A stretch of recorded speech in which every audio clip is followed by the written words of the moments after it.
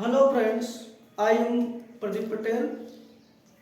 Have a nice day all the students. Good morning. And I want to start CI. CI में आज start किया हूँ।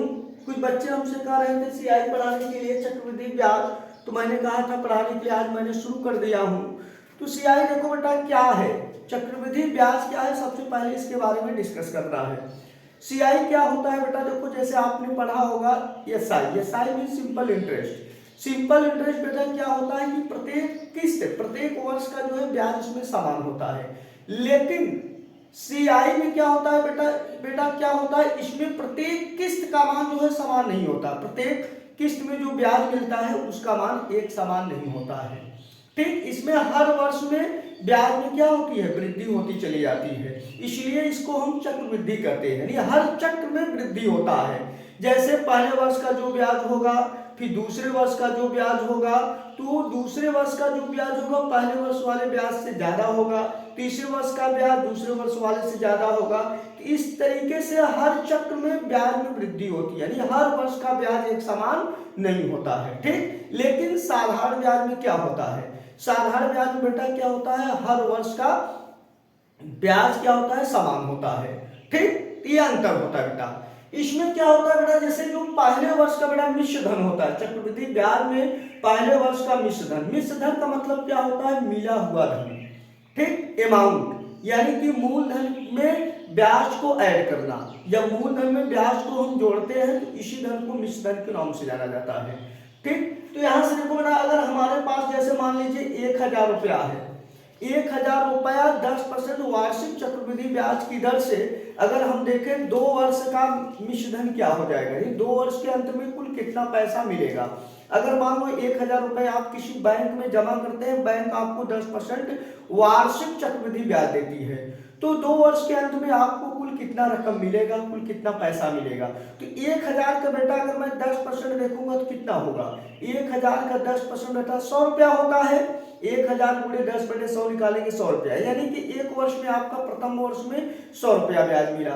Clear, अब ये कितना हो जाएगा मिश्र धन पहले वर्ष का 1100।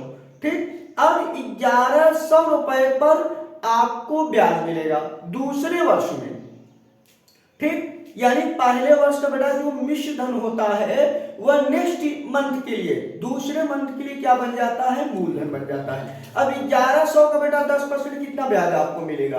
अब 1100 का 10% आप निकालोगे तो 1100 गुणे 10/100 लिखेंगे, 2 जीरो आप काट देंगे तो 11 में 100 को गुणा करेंगे तो 110। 11 में आपको किसका गुणा करना है, 10 का। क्लियर, तो 110 रुपया ब्याज मिल जाएगा। तो दूसरे वर्ष में ब्याज कितना मिला बेटा, 110। पहले वर्ष में ब्याज कितना मिला था, 100, तो कुल ब्याज कितना मिला बेटा इसमें, 210 रुपया मिला। तो कुल कितना पैसा मिलेगा, 1000 आपने जमा किया, 210 मिल रहा है, तो 1210 रुपया आपको 2 वर्ष के अंत में मिलेगा। तो यानी यहाँ पे बेटा आपने देखा पहले वर्ष का ब्याज 100 रुपया आया, तो दूसरे वर्ष का 110 आया, तो यानी दूसरे वर्ष में देखिए वृद्धि हो गया, तो इसी को हम चक्रवृद्धि कहते हैं। ठीक, चक्रवृद्धि में ध्यान देना है बेटा कि जो पहले वर्ष का मिश्र धन होगा दूसरे वर्ष के लिए क्या बन जाएगा, मूलधन। तो इसी तरीके से तीसरे वर्ष का मिश्र धन चौथे वर्ष के लिए मूलधन बन जाता है। तो इसमें यह ध्यान देना है बेटा। अब जैसे ये प्रश्न मैं लिया हूं कि जैसे 8000 रुपए का 6% वार्षिक चक्रवृद्धि ब्याज की दर से एक वर्ष 6 माह का चक्रवृद्धि ब्याज क्या होगा। आपको कंपाउंड इंटरेस्ट क्लियर करना, you have to find its compound interest. आपके पास 8000 रुपये दिया है, 6% वार्षिक चक्रवृद्धि ब्याज की दर पर निकालना है, यानी वार्षिक का मतलब बेटा एक साल में 6% आपको मिल रहा है। तो एक वर्ष 6 माह में कितना आपको ब्याज मिला होगा, इसी को मूलधन में जोड़ देना है। तो यहाँ देखिए बेटा बहुत ही आसान तरीका होता है। ये परसेंट का लॉजिक किसमें यूज कर रहे हैं, परसेंट का ही लॉजिक कंसेप्ट लगाना है। अब जैसे बेटा हमारे पास मूलधन क्या है, 8000 है, तो 8000 आप इसको लिख लीजिएगा। अब 6% एक वर्ष में ब्याज मिल रहा है ना, एक वर्ष में ब्याज कितना मिला, 100, एक वर्ष में ब्याज 6% है, तो मिश्र धन कितना मिला होगा, 106% हो जाएगा। यानी 106% जो मैं लिखा हूं यह क्या हो गया, एक वर्ष का मिश्र धन मैंने निकाल दिया। अब एक वर्ष का जो बेटा मिश्र धन होगा इसी को हम क्या कहते हैं, दूसरे वर्ष के लिए मूलधन हो जाता है। तो हमेशा ब्याज बेटा देखो मूलधन पे ही मिलता है ना। अब दूसरे पहले वर्ष का मिश्र धन जो होगा दूसरे वर्ष के मूलधन। अब ये मूलधन हो गया है 8000 गुणे 106 बटे 100 को हम क्या कहेंगे, मूलधन कहेंगे। किसके लिए भाई, दूसरे वर्ष का मूलधन है, ठीक है। पहले वर्ष का मिश्र धन है तो दूसरे वर्ष के मूलधन है, ठीक। अब आगे देखो ना 6 मान दिया है। आप जरा सोचो, जस्ट थिंक, आपको सोचना है एक साल में अगर 6% ब्याज है बेटा तो 6 महीने में ब्याज क्या होगा, तो इसका आधा हो जाएगा। तो ब्याज कितना लगेगा बेटा, 3% मिलेगा, क्योंकि एक साल में आपको 6% मिल रहा है तो 6 माह में कितना मिलेगा, 12 माह में 6% डिसाइड है, तो 6 माह में कितना परसेंट आपको मिलेगा इंटरेस्ट, 3%। यानी हम दूसरे वर्ष में ब्याज कितना पाएंगे, 3% मैं पाऊंगा। और मिश्र धन कितना मिलेगा मुझे, तो 103 मिल जाएगा बेटा, क्लियर। तो यहाँ से मैं मिश्र धन को कन्फर्म कर रहे हैं, इसके बाद मैं घटा दूंगा।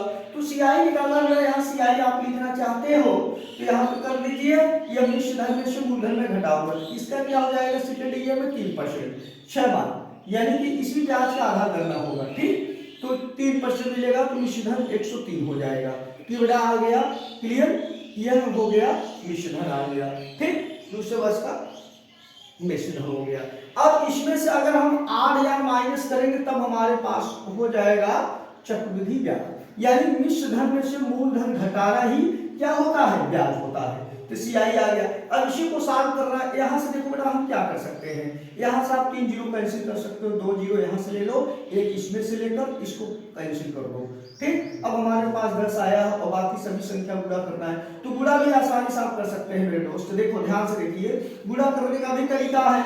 अब जैसे मानिए आप लोगों को अपने ही वीडियो में पढ़ाया हूँ, दो संख्याओं को आप आपस में गुणा कैसे आसानी से कर सकते हैं, जब दोनों संख्याएं 100 से बड़ी हो या दोनों ही संख्याएं 100 से छोटी हो, या 1000 से बड़ी हो या दोनों 1000 से छोटी हो, जो 1000 के आसपास में रहती है, ठीक है, ऐसी संख्याओं का। अब जैसे 106 है, 103 है मेरे दोस्त, यहाँ 6 है, यहाँ 3 है, तो इसको हमको गुणा करना है। 6 में 3 गुणा करेंगे क्या आएगा, 18। तो इसमें आप दोनों अंक लिखेंगे, एक अंक नहीं, इसमें दोनों डिजिट लिख जाओ। अब इसी को देखो 6 ज्यादा है, यहाँ 3 ज्यादा है, 100 से दोनों ज्यादा है ना, ये दोनों सेम होना चाहिए, इसे 100 से ही अधिक होना चाहिए दोनों, या तो दोनों कम होना चाहिए, तब हम ऐसा करते हैं। तो 6 3 इसको फिर जोड़ना है, 6 3 9, तो इसको 9 जोड़ेंगे किसमें, 100 में, क्योंकि 100 से ज्यादा है, 100 नहीं जोड़ना होगा। 6 3 9 तो 109 यहाँ पर आप लिखेंगे, क्लियर। और बटे आपके पास 10 है और माइनस से 8 जा रही है। अब यहाँ देखो एक लाइन फिर देख लो, अब 10,918 है, अब यहाँ पे 8 है। आप जरा सोचो, अगर हम 10,000 गुणा 8 में करेंगे तो 80,000 हो गया, 9 गुणा 8 में करेंगे तो 7200 हो गया, 7,200, 80 87,200 आया, 18,844, ठीक। तो 87,344 आ गया मेरे दोस्त। अब यहाँ गुणा कर दीजिए, आप दिक्कत हो रहा है, 8 64 के 4 लिख जाओ, 8 करने 8 और 6 जोड़ेंगे कैरी, 4 लिखेंगे 14 को, 8 9 72 1 73 और 8 0 0, लेकिन 7 कैरी जोड़ेंगे जीरो में तो क्या आ जाएगा भाई, 7 ही लिखोगे और 8 करने 8, यही मैंने बताया 87,344 बटे 10 है, और माइनस 8,000 आपको माइनस करना है। तो 8,000 से कितना जरा बड़ा, अब यहाँ 10 से डिवाइड करने मतलब एक अंक पे पॉइंट लगा देना है।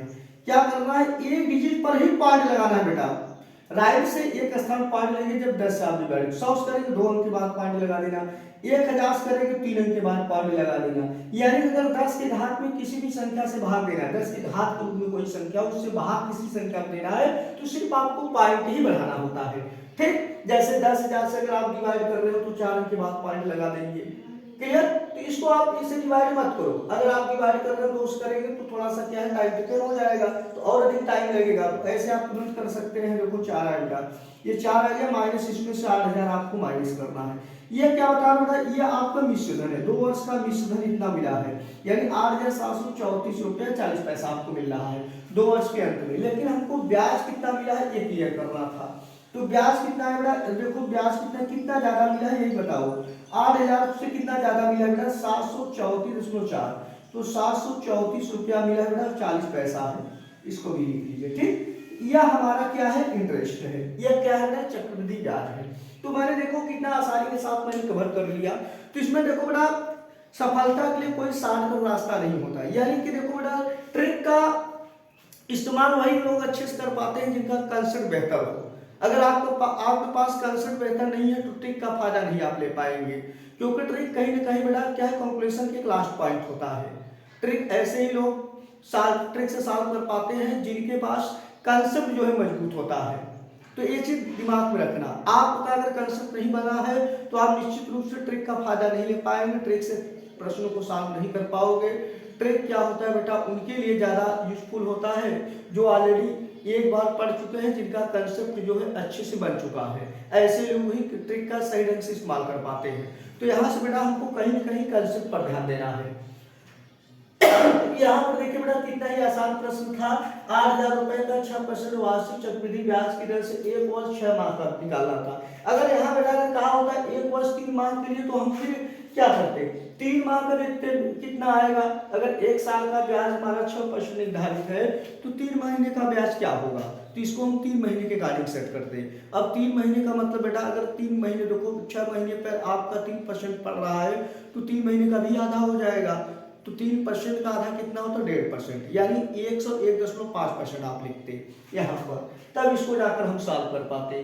तो ये महीने में जब टूटता है तो उसको दिमाग में रखना होता है, तो उसी के कोरस्पॉन्डिंग सेट करना होता है। जैसे 12 महीने का 6% निर्धारित है तो भैया अगर 12 महीना बराबर 6% हो रहा है तो 1 महीना बराबर कितना परसेंट ब्याज लग रहा है 1 महीने पर, तो आप समझ जाओगे आधा % लग रहा है। 2 महीने कितना लगा होगा 1% लगा होगा। 3 महीने कितना लगा होगा 1.5% लगा होगा ब्याज। तो इसी तरीके से हम देखते हैं, इसी के राउंड में देखना पड़ता है बेटा, 1 ईयर्स के राउंड में। क्लियर। अब अगर मैं बात करूं, थोड़ा सा डिस्कस और करना चाहता हूं मैं आप लोगों से, ये ध्यान दीजिएगा। देखो बेटा जब ब्याज की गणना छमाही में होती है, जब ब्याज आपका छमाही में जोड़ा जाता है तो ये ध्यान देना होता है बेटा कि जो वर्ष होता है तो वर्ष में बेटा कितने छमाही होते हैं, 2 छमाही होते हैं। तो 1 वर्ष के लिए हम 2 बार लगाएंगे, ठीक, हमको 2 बार ब्याज मिलेगा ना। तो इसमें जो 1 वर्ष होगा उसके लिए टाइम का मान 2 बार हो जाएगा। जैसे 6% वार्षिक ब्याज है, छमाही लिया जा रहा है तो उसका 103% लिखेंगे, ठीक। 6% में यानी कि दर को हम हमेशा 50% बनाएंगे। जो दर होता है बेटा उसको आधा करना होता है, और जो समय होता है बेटा उसको हम क्या करते हैं, उसका हम क्या करते हैं डबल करते हैं, यानी 200% कर दिया जाता है। 200% मतलब बेटा 1 वर्ष है तो 1 वर्ष को डबल मार लिखेंगे, यानी 2 किस्त में होगा। 1 किस्त का मतलब 2 किस्त डबल हो गया। अगर 3 वर्ष है बेटा उसको हम 6 बार लिख सकते हैं, क्योंकि छमाही की दर से हमको ब्याज मिल रहा है, ब्याज छमाही पर संयोजित किया जा रहा है। तो ये चीज ध्यान देना बेटा, छमाही में क्या होता है, थोड़ा सा हम इसको स्पीड में बता दे रहे हैं आप लोगों को। छमाही बेटा देखो दर को आधा करते हैं, समय को डबल कर देते हैं। अगर ब्याज की गणना अगर तिमाही में संयोजित किया जाता है, जब ब्याज को हम छमाही में लेते हैं, छमाही में आप तिमाही में आप जोड़ रहे हैं इंटरेस्ट को, क्या है बेटा तिमाही में आप जोड़, तिमाही का मतलब होता है बेटा क्या होता है तिमाही, तिमाही माने 3 माह होता है। तो 1 वर्ष में कितने तिमाही बन सकते हैं 4, क्योंकि 3 महीने के कितने जोड़े बन सकते हैं 4 होंगे ना, 3 4 12 4 होता है। तो ये समझ लो कि हमारा जो होगा बेटा ब्याज का दर जो होगा, रेट होगा, जो इंटरेस्ट होगा दर, उसको हम 1/4 बनाएंगे। 1 वर्ष का अगर ब्याज 12% होगा तो 3 महीने का ब्याज कितना पड़ेगा, तो भैया 3% पड़ेगा। तो हम 3% ही लेंगे। जब हम ब्याज की गणना तिमाही में करते हैं तो इसमें कितना लेना पड़ेगा 3% लेंगे। क्लियर। तो 6 महीने में अगर पूछ रहा है तो 2 बार लिखेंगे 3% का, यानी 103/100 गुणे 103/100, जो मूलधन होगा उसी पर लगा देंगे। तो इसको हल करके निकालेंगे तो मिश्र धन आएगा, मूलधन को जब मैं घटाऊंगा तब ये आपका आएगा चक्रवृद्धि ब्याज। क्लियर। ठीक। अब मैं एक प्रश्न और लेकर आप लोगों को समझाऊंगा, ठीक, ध्यान से देखो बड़ा, एक प्रश्न और लेते हैं, इसके बाद फिर समझाऊंगा। क्लियर।